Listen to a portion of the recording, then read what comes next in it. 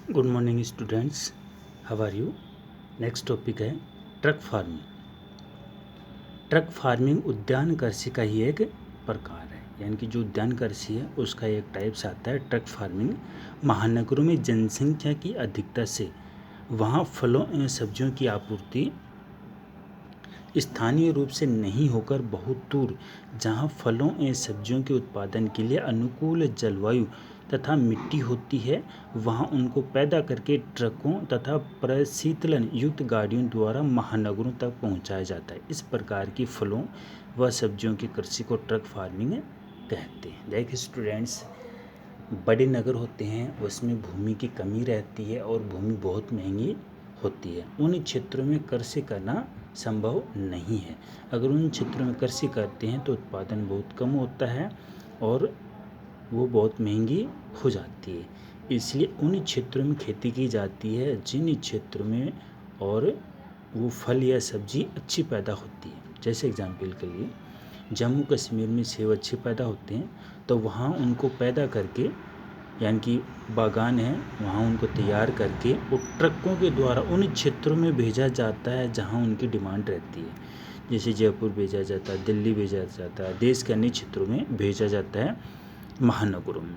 तो इस प्रकार की जो कृषि होती है उसको ट्रक फार्मिंग कहते हैं। ट्रक फार्मिंग कृषि सर्वप्रथम संयुक्त राज्य अमेरिका के कैलिफोर्निया में प्रारंभ की गई। कैलिफोर्निया संयुक्त राज्य अमेरिका में पड़ता है, सबसे पहले वहाँ स्टार्ट की गई थी इस प्रकार की खेती। इसके पश्चात उत्तरी पश्चिमी यूरोप में ब्रिटेन, बेल्जियम, जर्मन, डेनमार्क में हुई है।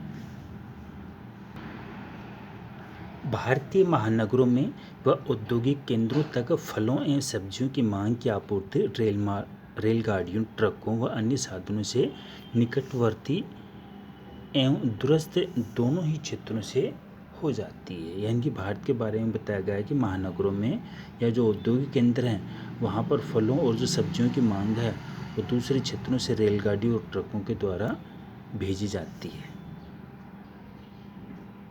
हमारे देश में फलों एवं फूलों व सब्जियों का उत्पादन बहुत बड़ी मात्रा में होता ही है।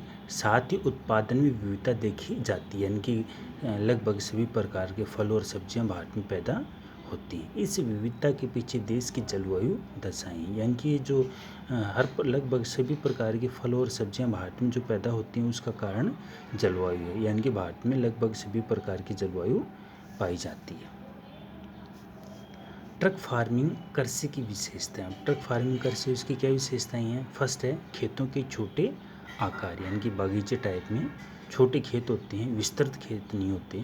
जैसे चावल के और गेहूं के विस्तृत खेत होते हैं, वैसे बड़े खेत नहीं होते, छोटे खेतों में बागान लगाए जाते हैं। गहन कृषि वर्ष में 3-4 फसलें पैदा करना, यानी कि सब्जियां पैदा करते हैं तो एक वर्ष में 3 से 4 फसलें पैदा कर लेते हैं। श्रम की अधिकता, यानी कि मेहनत श्रमिक अधिक लगती है उसमें।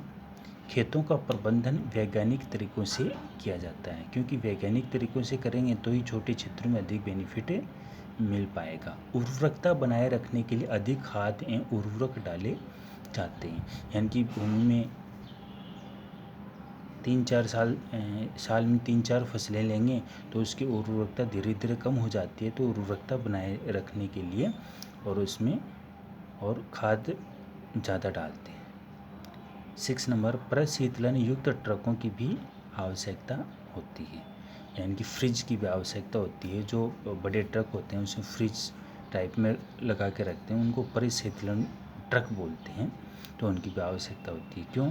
क्योंकि जैसे जम्मू कश्मीर से ही और अपन केरला में अगर एप्पल्स भेजेंगे तो 3-4 दिन का टाइम लगेगा, तो 3-4 दिन में एप्पल्स ख़राब हो जाते हैं। लेकिन अगर फ्रिज रहेगा तो वो सुरक्षित रहेंगे, इसलिए प्रशीतलन युक्त ट्रकों की भी आवश्यकता होती है। पूंजी की अधिकता, ये सारे कार्य करते हैं उसमें पैसे ज़्यादा लगते हैं, यानी कि पूंजी की भी ज़्यादा आवश्यकता पड़ती है।